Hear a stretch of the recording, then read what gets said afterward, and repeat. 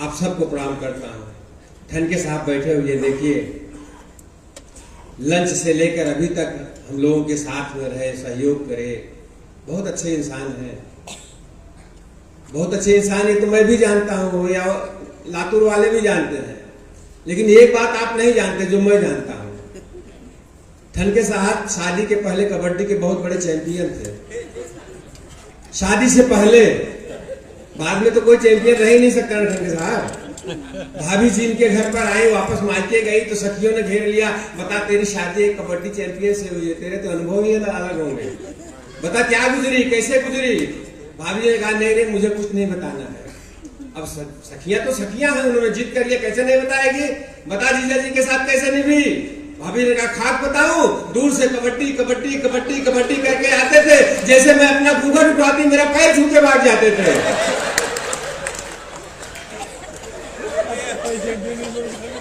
सही बात हो तो तालियां जोर से होनी चाहिए, माहौल दीजिए, एकदम से बढ़िया सा माहौल दीजिए। हाँ, कुछ लोग चले गए हैं, हमारे प्रदीप जी बैठे थे, बहुत अच्छा लग रहा था हमें, अब हमारे बीच नहीं रहे, नहीं वो अपने घर गए हैं। आप तो कच्ची सड़क पर ही चलते हो साहब, बता रहे थे ना आजकल दो चीज का बड़ा जमाना चल रहा है साहब, एक सेल्फी का, एक टैटू का। यहाँ टैटू, यहाँ टैटू, जहां जगह मिल जाए वहां टैटू। कभी कभी तो ऐसी जगह टैटू बनवाते हैं कि आप दिखा नहीं सकते, लेकिन टैटू बनवा रहे हैं। अभी मैं स्टेशन, लातूर स्टेशन पे उतरा, बाहर जैसे निकला तो एक लड़का टैटू बनवा रहा था, और टैटू बनवाते बनवाते लगा जोर जोर से रोने। मैंने कहा बेटा दर्द बर्दाश्त नहीं होता तो टैटू क्यों बनवाता है। उसने कहा अंकल दर्द के लिए थोड़ी रो रहा हूं, स्पेलिंग गलत हो गई। तालियां तो आपकी अगली बात पर आएगी। मैंने कहा कि क्या हुआ, दर्द बर्दाश्त नहीं होता तो क्यों टैटू बनवाता है। उसने कहा अंकल दर्द के लिए नहीं, स्पेलिंग गलत हो गई। मैंने कहा क्या हुआ, उसने कहा मैंने कहा था करीना लिखो, साले ने कमीना लिख दिया।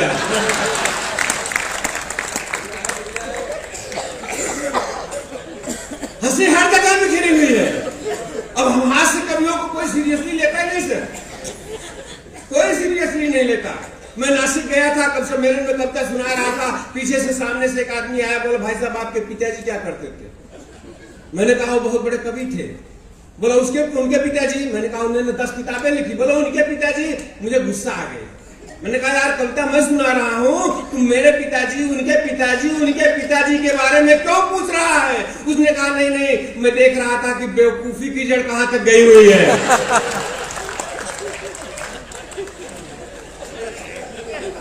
तारीफ मजेदार होनी चाहिए, एकदम माहौल। आप समझ लीजिए लायंस क्लब वाले हैं, और कमाल की बात यह है कि लायंस क्लब वालों ने कहा कि हमने कपल वालों को ही टिकट दिया है। और कमाल की बात है साहब कि अपनी पत्नी बगल में बैठी है, इसके बाद भी इतनी तालियां बजा रहे हो आप, इतना हंस रहे हो। सर आजकल तो जमाना आ गया है, एक लाइन खींच दे, रस्सी बांध देते हैं, इधर पत्नियां बैठती हैं, इधर पति देव बैठते हैं।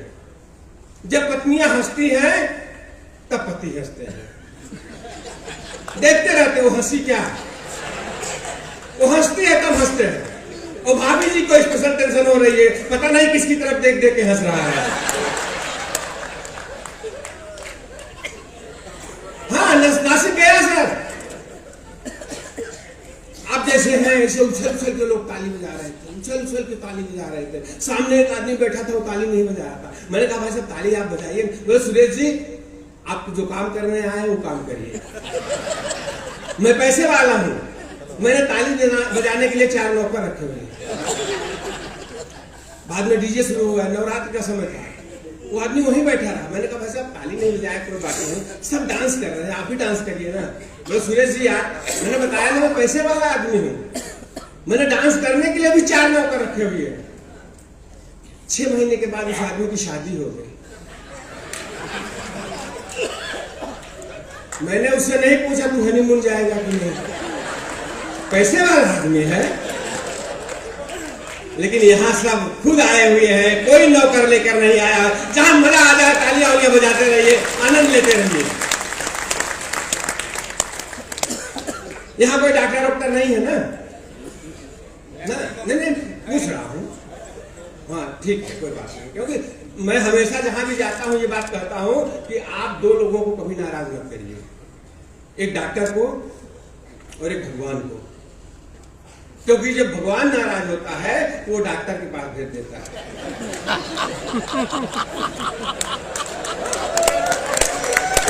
तो डॉक्टर नाराज होता है तो ताली वही लोग बजा रहे हैं जिनकी समझ में आ रहा है। क्या कर रहे हैं साहब? ये डॉक्टर लोग ऐसे हैं ना, आप एमए कर लीजिए, पीएचडी कर लीजिए, एमएससी कर लीजिए, लंदन से पढ़ के लौट आइए, लेकिन ये डॉक्टर लोग क्या लिखते हैं आपकी समझ में नहीं आएगा। मेडिकल स्टोर पर 10वीं फेल लड़का खड़ा रहता है, पर्ची देखते ही फट से दवा दे देता है। हाँ?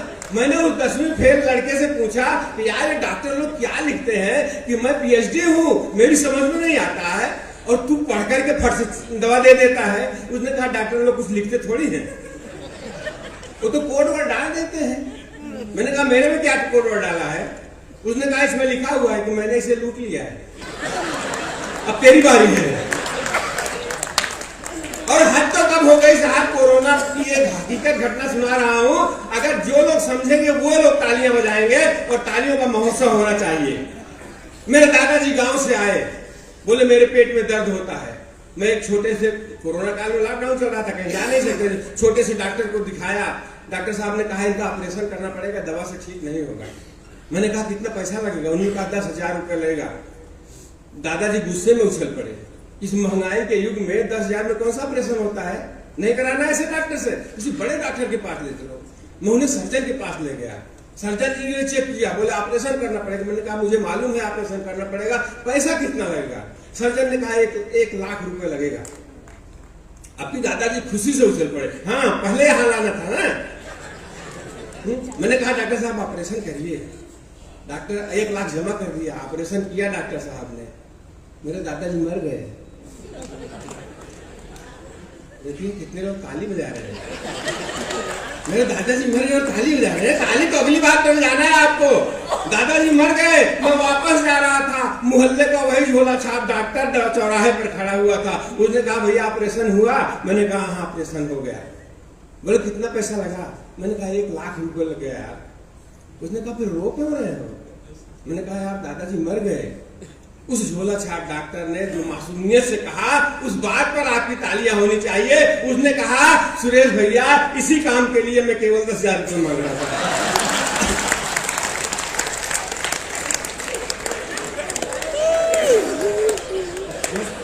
क्या कर सकते हैं?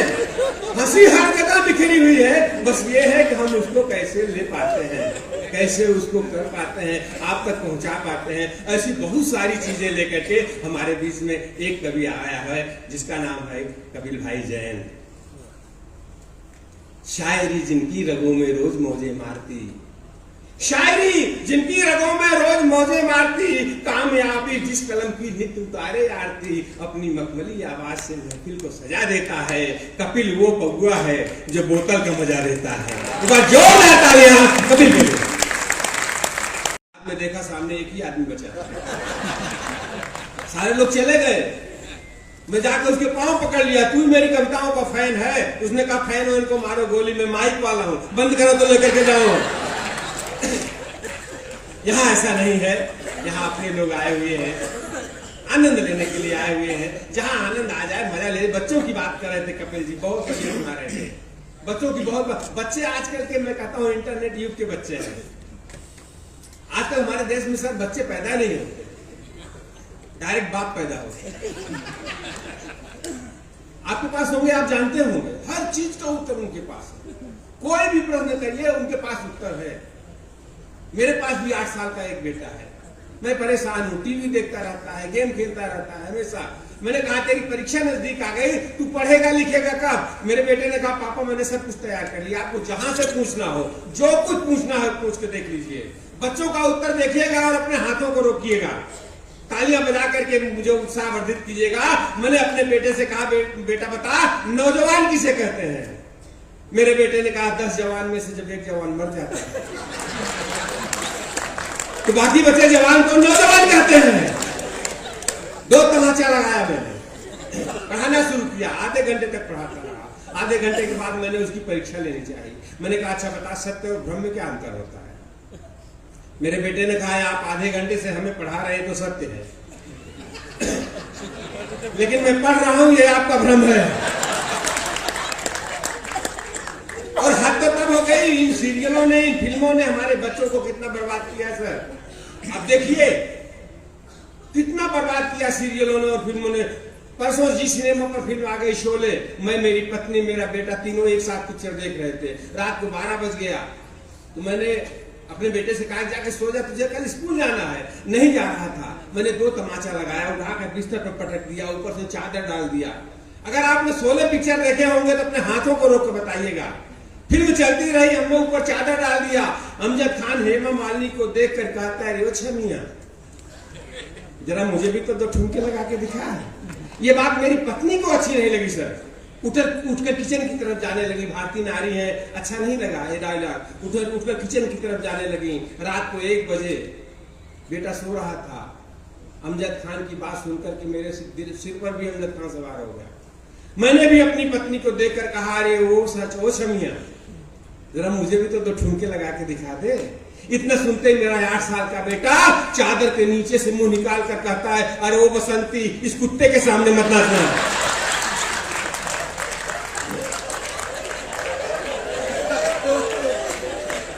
ये है बच्चे, क्या कर सकते हैं। अब रस परिवर्तन करना जरूरी हो गया है, किसी नारी स्वर का गुनगुनाना जरूरी हो गया है।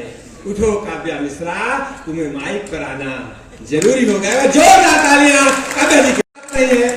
जो लोग जाने के लिए उठ गए हैं मैं उनसे अनुरोध करूंगा 5-7 मिनट, सिर्फ 5-7 मिनट हम कार्यक्रम को चलाएंगे। चलाने के लिए हम बहुत देर तक चला सकते हैं, लेकिन आप अगर नहीं चाहेंगे तो 5-7 मिनट में बंद कर देने वाले हैं। क्योंकि एक चीज बताऊं, जब आंधी आती है ना, हम लोग तो किसान हैं, जब आंधी आती है तो आंधी में भूसा भूसा उड़ जाता है। जो दाना बचता है ना, जो दाना होता है वही बचता है। तो असली श्रोता जो है हमारे अभी बचे हुए हैं, मैं चाहता हूं एक बार तालियां उलियां बजाकर मुझे आदेशित कीजिए। जी, मन मचल कर मोर होना चाहिए, हास्य का फिर दौर होना चाहिए।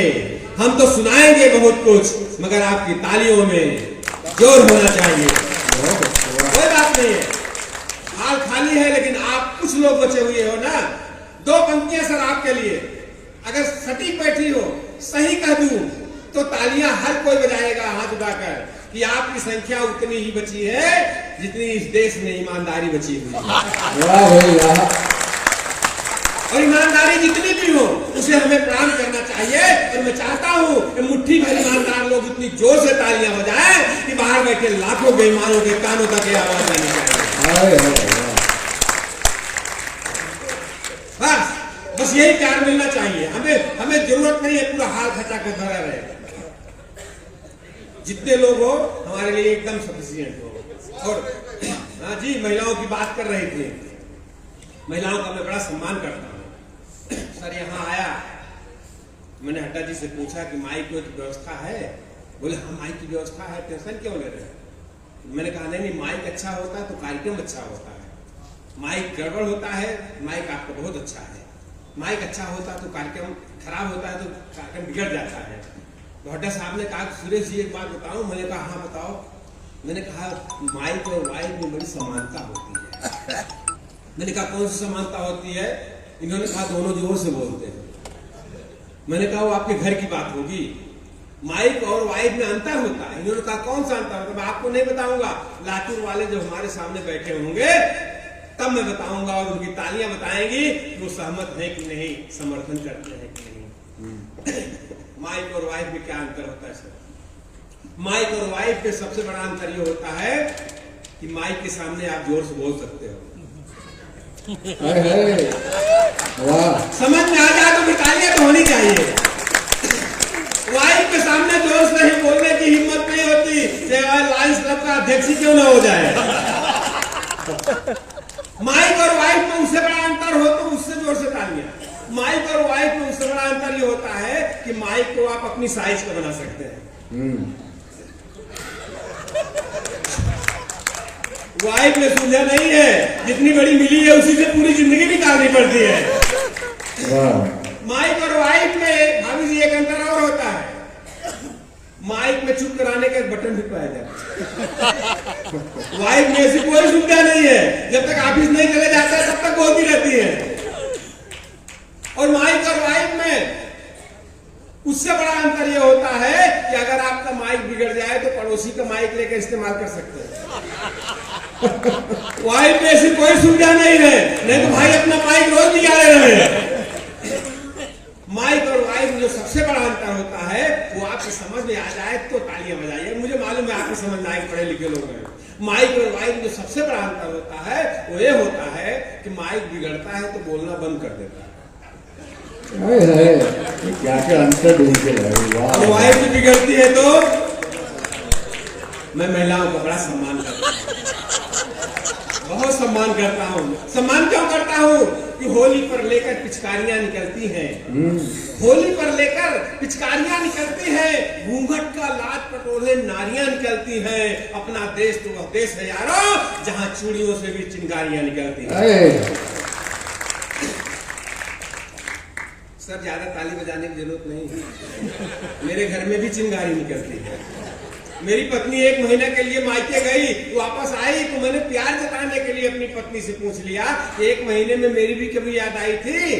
बोली हाँ आई थी। मैंने कहा कब आई थी? उसने कहा जब रेलवे स्टेशन पर कुली नहीं मिला ना तब तुम्हारी याद आई थी। टाइमिंग है यार, कुछ कर ही नहीं सकते, कोई जवाब ही नहीं है साहब, उनके सामने निरुत्तर हो जाएंगे। मैंने कहा 500 रुपए तो बोलो क्या करोगे?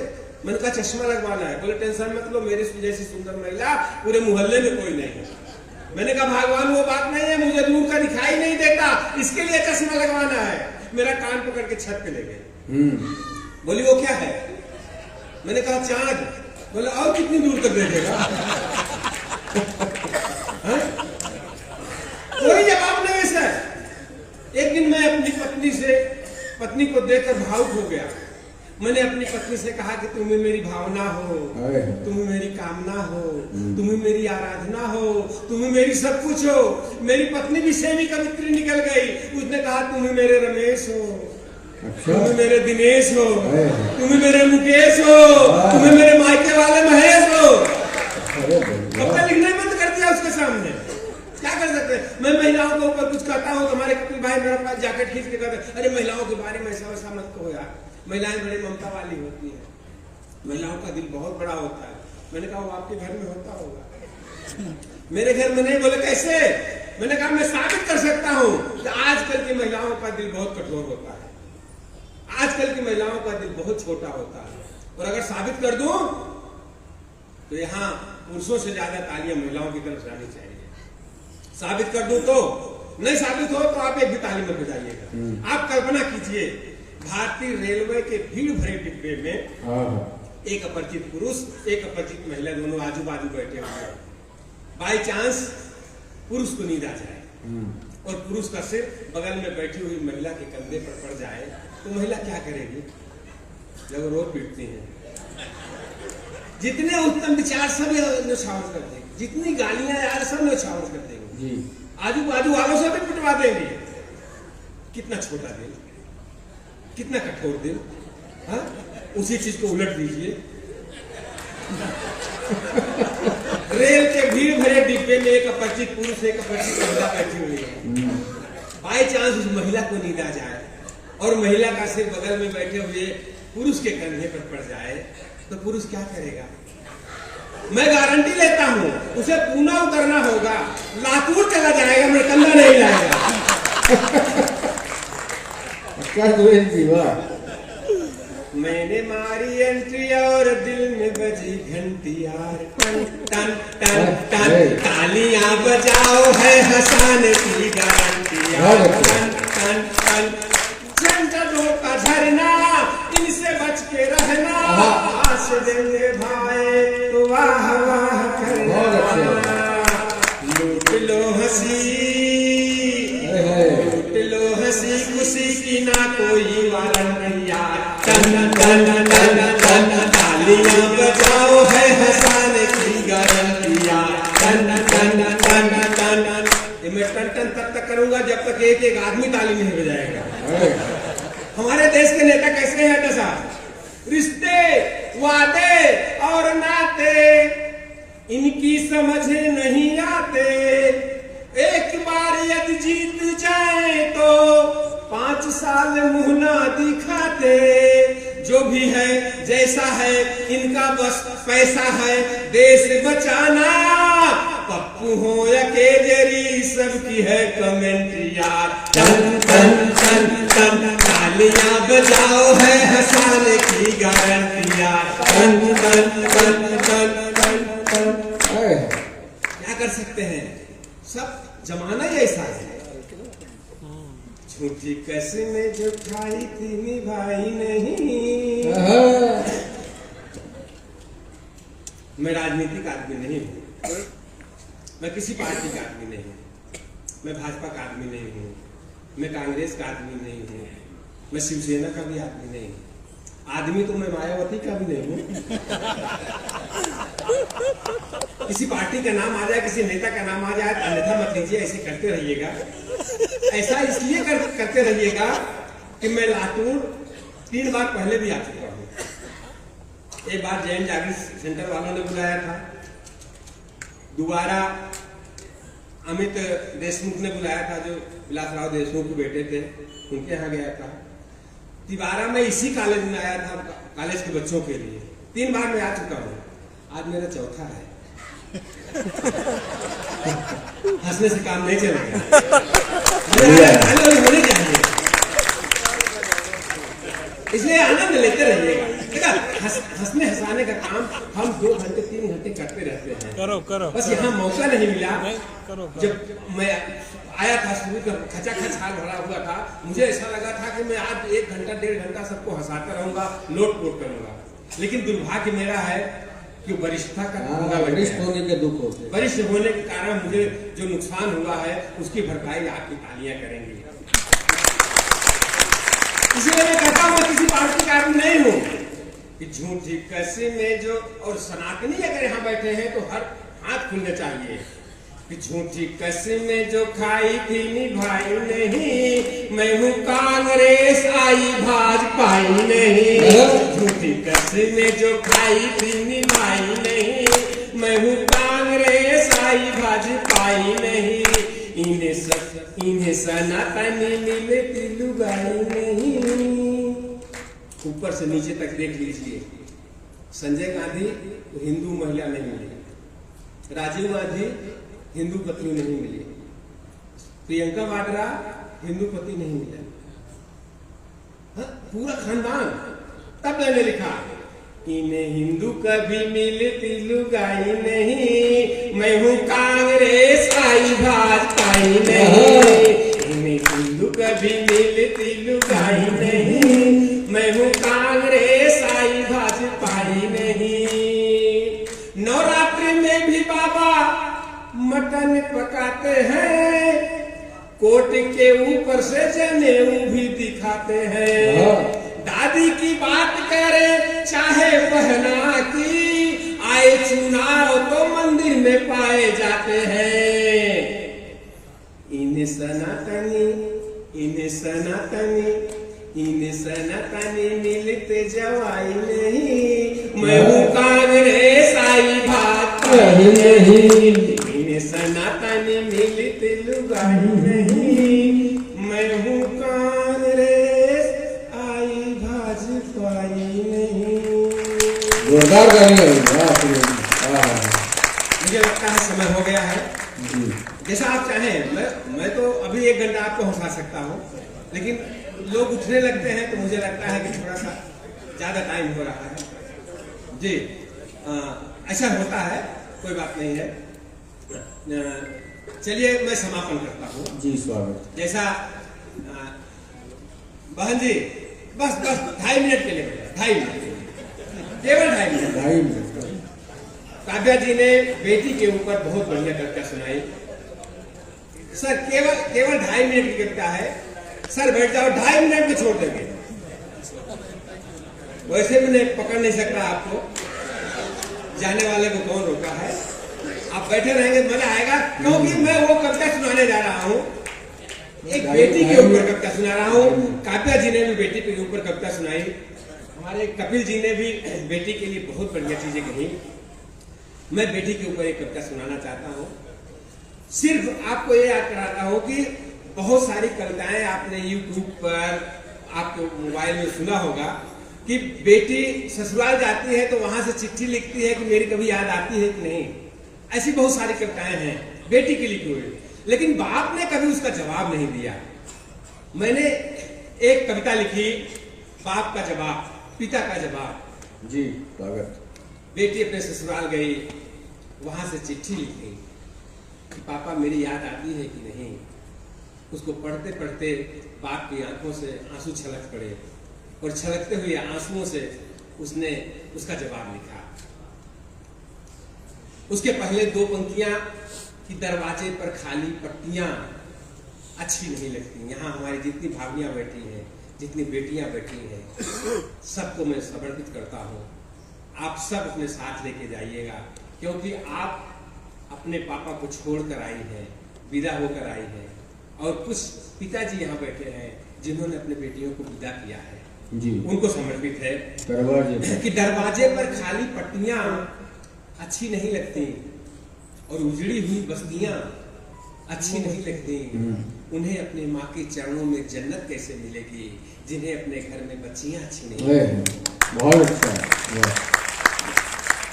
पिताजी ने खत का जवाब दिया। जी स्वागत। कि खत पढ़ के तेरा आज जारे जारे हूँ बेटी, लाचार हूँ बेटी, कि याद तेरी जाती नहीं।